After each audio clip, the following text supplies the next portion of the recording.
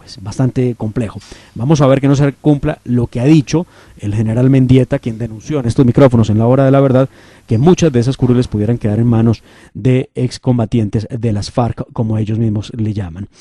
Y si le parece, pues demos un vistazo a otras noticias del mundo. Esta vez estamos en conexión con Juan Fernández, que es gerente de PDVSA, quien nos va a comentar sobre las exportaciones de petróleo desde Venezuela. Y la pregunta es, ¿cómo es eso posible si creemos que Venezuela ya no tiene petróleo? Don Juan Fernández, muy buenos días. Que vayan al alza. Sí, señor. Sí, la pregunta será esa. La pregunta será esa. Sí, señor. Pues, don Juan Fernández, muy buenos días. Bienvenido a la hora de la verdad. Muy buenos días y gracias por esta oportunidad de poder conversar de nuevo con ustedes. Muy agradecido. Bueno, y como lo planteamos aquí con Sergio, don Juan, la pregunta es, ¿cómo es posible que se hable de un aumento en la exportación del petróleo de Venezuela cuando creemos que ya no hay petróleo en su país? Bueno, la situación de la industria petrolera en Venezuela no es que haya salido de la crisis en la cual se encuentra, ¿no? Recordemos que solamente hace una semana aproximadamente 2 empresas importantes del sector petrolero mundial, como son Total, una empresa francesa, y Equinor, una empresa de Noruega, abandonan el país por las propias circunstancias que está atravesando Petróleos de Venezuela, que es una empresa que está prácticamente en la quiebra, ¿no? Lo que ha sucedido este mes pasado de julio tiene una explicación. Se importaron a Venezuela aproximadamente 2 millones de barriles de condensado que se utiliza para diluirlo con el crudo pesado de la faja. Esto permitió que entonces ciertos volúmenes adicionales de este crudo, digamos diluido, pudieran ir al mercado, pero además de eso, también se enviaron hacia las refinerías ahí en el occidente del país, en Paraguaná, y de allí también, bueno, por esa situación que pasa el sistema de refinación venezolano, se generan volúmenes importantes de fuel oil, y esos volúmenes también fueron exportados, ¿no? La combinación de estas 2 razones explica la situación, ¿no?, que tiene que ver con ese aumento de las exportaciones. Sin embargo, el nivel de producción, en Venezuela, sin considerar la mezcla por la traída de este condensado, está en los mismos niveles que estuvo el mes pasado, alrededor de unos 530.000 barriles por día. Es decir, la situación en Venezuela no es que haya mejorado, ¿no? También sé que ha habido unas operaciones nuevamente en el occidente del país, con lo que se conoce como los STS, que es Ship to Ship. Esos son transferencias que se hacen de un barco a otro en el mar, y esto se debe, bueno, a que ahí en el lago de Maracaibo, en la boca del lago de Maracaibo, por no haberse hecho trabajos de dragado y de mantenimiento para la salida de los buques, tienen que utilizar buques de menor calado. Estos buques de menor calado llegan a la zona donde están las refinerías ahí a Moai de Cardón, y allí, bueno, realizan el transbordo a buques más grandes para poder transportar petróleo de calidad asfáltica como el Boscán hacia los mercados del Asia fundamentalmente.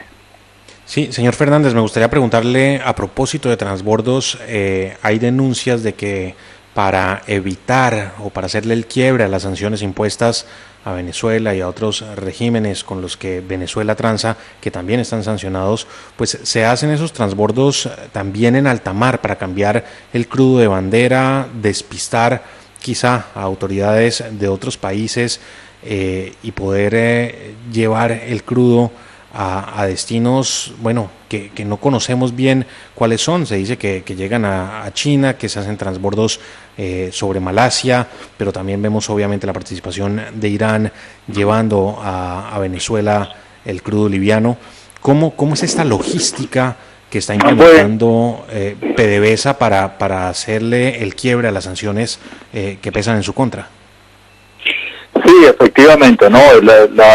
La comercialización del crudo venezolano, la verdad que se ha vuelto como, digamos, una zona muy gris, muy oscura, ¿no? No son transacciones que uno pueda hacerle un tracking, digamos, transparente, limpio, ¿no? Y efectivamente esto es un mecanismo que se ha utilizado tanto para importar combustibles hacia Venezuela. Ha habido buques que se han estado en las costas cercanas a Venezuela haciendo los STS para llevar combustible al país, y de esta manera el que lleva el combustible, al estar fuera de aguas territoriales venezolanas, trata por ese medio de esquivar las sanciones, y de igual manera lo han hecho a los efectos de exportar. Recordemos que no hace mucho tiempo atrás las propias autoridades chinas con esa situación impusieron un impuesto adicional al crudo Merey venezolano que se llevaba a Malasia, y de allí al corredor de las refinerías que llaman las cafeteras, pues, que hay en China para procesar ese crudo pesado, y de esta manera pues también estaban eludiendo el origen del crudo venezolano. Sin duda, esto es un mecanismo que además tengo que señalar, Sergio, que hay una cantidad de empresas que se utilizan para hacer este tipo de operaciones que realmente no son ni conocidas en el negocio petrolero, ni tienen un historial que pueda reflejar actividad de comercialización de petróleo. Entonces esto es toda una estructura que se ha levantado, como bien señalas, para evadir, ¿no?, en la medida de lo posible, según estos mecanismos, las sanciones. Y otra forma que han venido también utilizando es los envíos que, además del suministro a Cuba para combustible para generación eléctrica y también de crudos livianos para ser procesados en la refinería de Cienfuegos, también han utilizado a Cuba como otra vía para poder exportar crudo venezolano hacia el mercado. Es decir, esto todo es una maraña que hay, pero al final del día el país sigue sin ser desde el punto de vista petrolero lo que fue en una oportunidad, y sigue habiendo gravísimas dificultades operacionales, financieras, dentro de Petróleos de Venezuela, y así lo vemos con la situación de los combustibles en el mercado interno venezolano, tanto de gasolina, diésel, como de gas en bombonas. Pues a la sombra del misterio no trabaja sino el crimen, es una de las frases que le atribuyen precisamente al libertador Simón Bolívar, y es lo que estamos viendo. A la sombra del misterio están trabajando desde Caracas para tratar de sacar crudo en medio de unas triangulaciones inexplicables y poder colocarlo en los mercados internacionales. Ahí está el caso de Alex Saab, que utilizó dentro de la estructura de toda esta corrupción alrededor del régimen de Maduro y del chavismo y de una cadena de empresas, mecanismos de ese tipo para poder con esos esquemas, digamos, fraudulentos, porque además allí entran ya problemas de valoración de los cargamentos, etcétera, toda una parafernalia para, bueno, ya sabemos los miles de millones de dólares que le han robado a los venezolanos esta supuesta revolución que tanto daño le ha hecho a Venezuela y que además también se lo ha hecho a la región, ¿no? Señor Fernández, y a propósito de la región, pues mencionaba usted el tema de Cuba, y sí me gustaría preguntarle qué tanto se seguirá exportando de crudo venezolano a Cuba. Cuba, pues que mucho lo necesita, evidentemente, pero también a cambio de qué le puede ofrecer Cuba en este momento a Venezuela a cambio del petróleo. ¿Cómo siguen esas exportaciones entre Cuba y Venezuela, o de Venezuela a Cuba en lo que tiene que ver con crudo?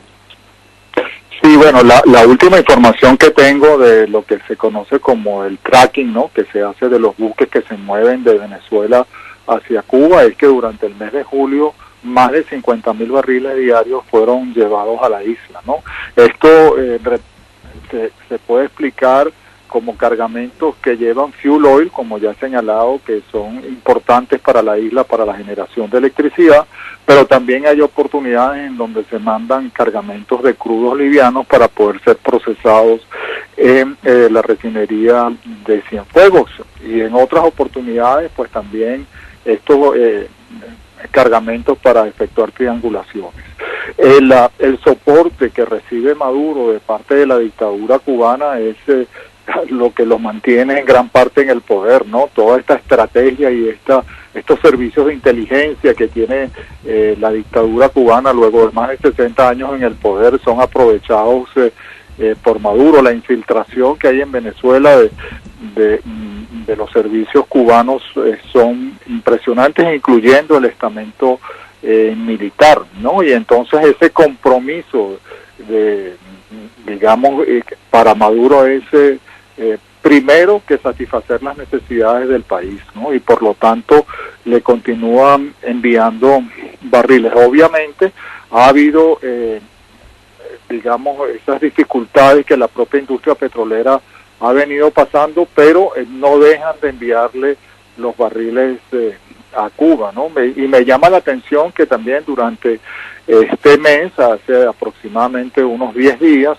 otro cargamento de fuel oil fue enviado desde México por parte de López Obrador hacia Cuba, lo cual puede ser una señal de que los cubanos, Díaz-Canel y toda esta gente que está alrededor de la dictadura, ha visto el alzamiento popular que está habiendo en Cuba, no les sea suficiente y por lo tanto andan buscando mecanismos. Pero sí, la dictadura cubana tiene un apéndice en la dictadura venezolana en cabeza de Maduro, y el compromiso es el suministro, y les puedo señalar que esas exportaciones que se hacen se registran como si fueran operaciones de cabotaje entre puertos de un mismo país. Es decir, aquí los controles y las cosas que internacionalmente se utilizan para el comercio, pues no son estrictamente aplicables, y eso ya demuestra este grave problema que tiene Venezuela con esta dictadura que cada día destruye más la economía del país. Y don Juan, tenemos una duda respecto de cuál es la situación del abastecimiento de combustibles en Venezuela. ¿Qué es lo que está pasando? Porque hasta donde recordamos mucho, Sergio, escuchábamos decir que inclusive costaba mucho más una botella de agua que una botella de combustible para el carro. Sí, señor. ¿Cuál es la situación hoy del abastecimiento de combustible? Bueno, el abastecimiento de combustible en Venezuela es realmente muy crítico, ¿no? La situación es muy complicada. Las refinerías, aún a pesar de todo el aparataje propagandístico del régimen, no terminan de operar de manera eficiente, y por lo tanto esto genera abastecimiento, ¿no? El régimen lo que busca es, sobre todo en el área metropolitana de la ciudad de Caracas, que allí la cosa sea digamos, lo menos difícil, ¿no?, para la población, pero en el interior del país la situación es muy dramática, largas colas. Las refinerías requieren de inversiones para que funcionen adecuadamente, y en este sentido, bueno, una de las razones que se atribuye a la salida de Total y Equinor es que el crudo mejorado de la faja de ese proyecto de empresa mixta que tenía Petróleos de Venezuela sería para alimentar a la refinería de Amuay y de Cardón, incluyendo Puerto La Cruz también en el oriente del país, y de esta manera ver si se puede solventar el problema de las gasolinas y el diésel en Venezuela, en donde además de esto tengo que señalar que todo el mecanismo de distribución y de venta de ese combustible pasa por manos de los militares, y como sabemos los militares se aprovechan de esa situación para la corrupción, y de esta manera pues tenemos una situación muy compleja en Venezuela en cuanto al suministro. De esta misma situación padece la población menos favorecida con el tema del gas en bombonas, que también es otro drama que tienen los venezolanos por la escasez que hay de gas.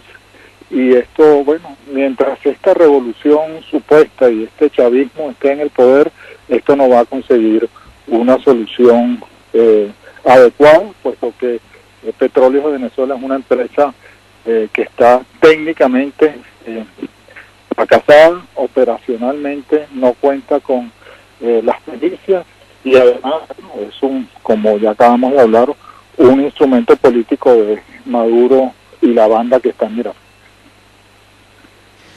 Pues muchísimas gracias, don Juan Fernández, por acompañarnos esta mañana en la hora de la verdad, explicando un poco ese fenómeno, que no es un fenómeno y tiene su clara explicación por su parte, de cómo aumentan las exportaciones de petróleo desde Venezuela y cómo sigue Venezuela enviando petróleo a la isla de Cuba. Le agradecemos mucho el tiempo que nos ha dispensado en la hora de la verdad. Bueno, hasta una próxima oportunidad, muy agradecido. Muy bien, era Juan Fernández, exgerente de PDVSA en la hora de la verdad.